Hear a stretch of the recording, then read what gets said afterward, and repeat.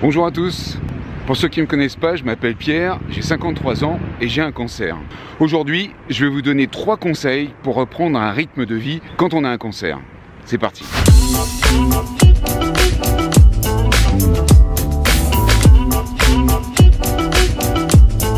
Quand on a un cancer, évidemment, il y a des périodes de soins qui sont pas faciles, où on est fatigué, où on n'est pas bien parce qu'on a des nausées, ou peut-être qu'on a mal au dos, peut-être qu'on a aussi d'autres maux qui sont bien liés à votre maladie, bien entendu, parce que le cancer peut être multiple forcément. À un moment donné, on rentre dans une routine de malade, et puis on prend l'habitude de ne pas être bien, etc. Moi, dans mon cas, personnellement, j'ai vraiment jamais, au grand jamais, accepté en fait le fait d'être malade. Quand on m'a appris en 2013 que j'avais un cancer de la moelle osseuse, un myélome multiple, alors au départ je me suis pas vraiment rendu compte de ce qui se passait, c'est sûr, mais après je me suis dit non, c'est pas possible, je peux pas avoir cette maladie.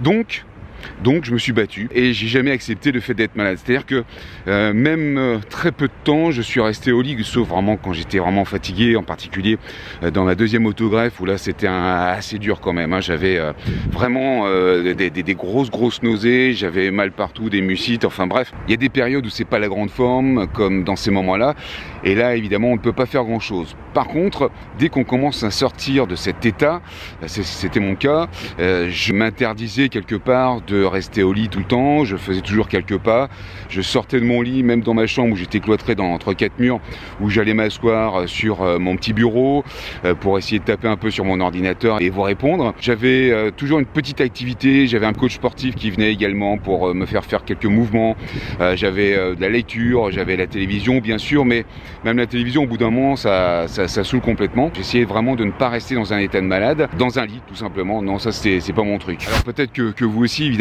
vous êtes dans ce cas-là, peut-être que vous êtes toujours en soins, peut-être que vous êtes sorti des soins, que vous êtes en rémission, et c'est tant mieux.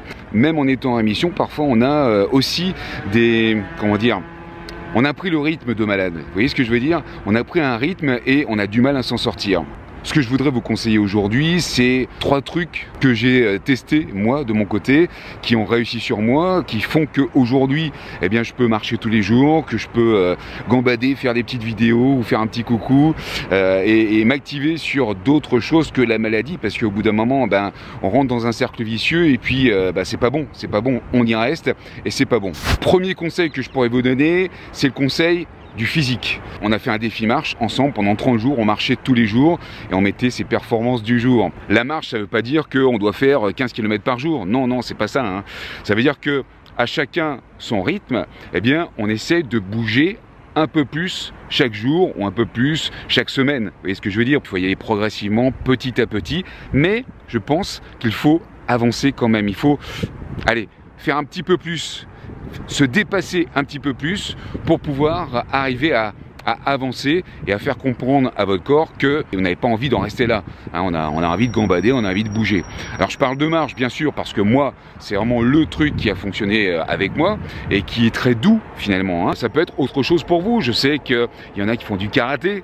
Bon, c'est dingue, mais c'est vrai. Il y en a qui font du karaté, il y en a qui font du footing tout simplement et qui arrivent très bien à le faire. Et c'est reparti pour un bon footing chaque jour ou 2 fois par semaine ou 3 fois par semaine. Mais en tout cas, ils ont pris un rythme pour reprendre une condition physique. Ça qui est intéressant. Ça peut être, je sais pas, le lancer de javelot. Ça peut être un truc qui vous fait bouger. Voilà, c'est simple. Hein, il y a du Qigong qui marche bien aussi, le Tai Chi, hein, ça marche bien aussi. C'est des mouvements qui sont très doux, mais qui font bouger le corps et tout le corps. Donc ça, c'est vraiment très intéressant et c'est vraiment très bien à faire. Moi, j'en ai fait du Tai Chi pendant un temps. Et vraiment c'est bien parce que on sort de là, on est zen et en même temps on a vraiment bougé. Donc ça, premier conseil, c'est le conseil physique, il faut bouger. Alors il faut bouger à votre rythme, encore une fois. Ça sert à rien de faire un marathon dès la première fois. De toute façon, vous ne pourrez pas le faire. De toute façon, vous ne pourrez pas le faire. Mais ce qu'il faut, c'est bouger. Le deuxième conseil que je pourrais vous donner, c'est l'intellect. L'intellect est très important, évidemment. C'est lui qui supporte tout. Donc il faut l'entretenir, cet intellect, le cultiver. Alors justement, il y a plein de façons de le cultiver. Les façons les plus simples, c'est la lecture. Un bon bouquin, ça fait pas de mal. On s'installe confortablement après avoir fait sa petite marche. Et on se fait quelques pages, il n'y a même pas besoin d'y penser. Dès que le bouquin est bon, eh ben, on se laisse emporter. Moi j'adore le cinéma particulièrement. Si vous avez la possibilité, vous sortez de chez vous, vous allez jusqu'à la salle de cinéma, à pied, tant qu'à faire, si c'est pas trop loin. Et puis vous regardez un bon film. Et puis ce qui est intéressant après, c'est que vous en avez plein la vue. Et vous allez pouvoir raconter votre film à qui de droit, aux gens qui habitent avec vous, votre compagne, vos compagnons, vos enfants, vos amis.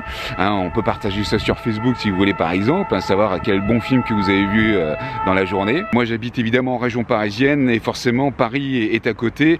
Il y a plein d'expositions géniales à voir. Je fais régulièrement des vidéos justement dessus parce que c'est vraiment chouette. Je suis sûr qu'à l'endroit où vous habitez, il y a forcément une expo. Ça vous donne une certaine curiosité à voir et puis un but. On se dit bah tiens, demain je fais une expo, c'est chouette, on y va.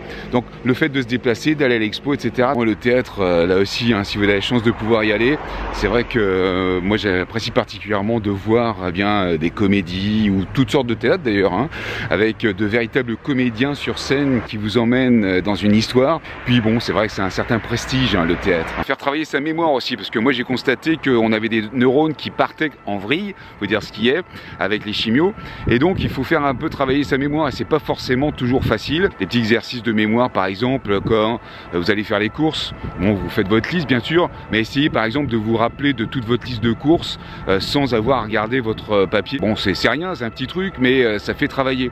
Les trucs qui fait travailler la mémoire aussi, c'est par exemple le soir avant de vous coucher, eh bien vous remémorez toutes les choses une à une que vous avez fait depuis votre lever. Ça a l'air simple comme ça, mais mine de rien ça fait vraiment beaucoup travailler. Troisième conseil que je pourrais vous donner, c'est structurer vos journées pour reprendre un rythme de vie. Ça va vous permettre d'avoir une certaine dynamique, c'est-à-dire quand on travaille plus, je sais pas si c'est votre cas, en tout cas c'est qu'on prend le rythme de finalement rien faire. C'est pas qu'on fait rien, mais c'est que on n'a pas de but précis. Donc ce qui est intéressant justement en structurant nos journées, c'est-à-dire en prenant par exemple, on se dit voilà moi je me réveille à telle heure et pas une autre heure, ça permet de se lever, de faire la toilette bien sûr, le petit déjeuner, les choses qu'on a à faire à la maison, etc. Mais aussi de se prévoir justement des choses. On parlait tout à l'heure d'expo, de cinéma, de lecture. Bon, faut pas non plus que ce soit draconien et on n'est pas au boulot non plus.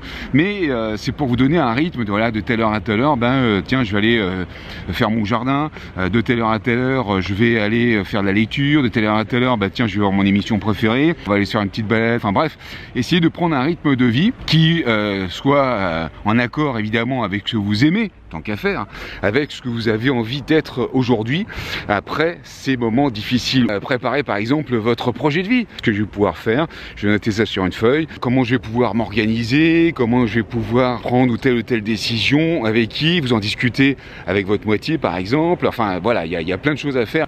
Donc vous l'avez bien compris, il faut reprendre un rythme dynamique qui va vous permettre bien de vous sortir un peu de cet état de malade. Si vous êtes affalé dans le canapé en train de regarder la télé, si vous avez très mal au dos et que vous ne pouvez pas trop bouger, et bien justement forcez-moi à bouger un tout petit peu, attention, dans la limite évidemment du raisonnable. Donc pour récapituler, les 3 conseils. Premier conseil, c'est le physique, il faut bouger pour faire comprendre à votre corps que vous avez envie de sortir de cet état de malade. Deuxième conseil, il faut se cultiver, faire marcher son cerveau, faire travailler sa mémoire, ça c'est important. Troisième conseil, il faut faire son rythme de vie en faisant un emploi du temps que vous respectez au mieux et qui vous permet donc d'avoir une ligne de conduite pour pouvoir sortir encore une fois de cet état de malade. J'espère que ces petits conseils bien vous seront utiles. Dites-moi si ça marche sur vous, dites-moi si vous avez justement un rythme de vie, si vous avez des conseils à nous donner. Laissez évidemment tout ça en commentaire sur YouTube ou sur Facebook et puis on sera un plaisir d'y répondre et justement peut-être d'avoir des conseils supplémentaires. Je vous invite à vous abonner également à la chaîne YouTube. Merci beaucoup, portez-vous bien, je vous embrasse et surtout profitez de la vie, profitez de la vie. Salut à tous.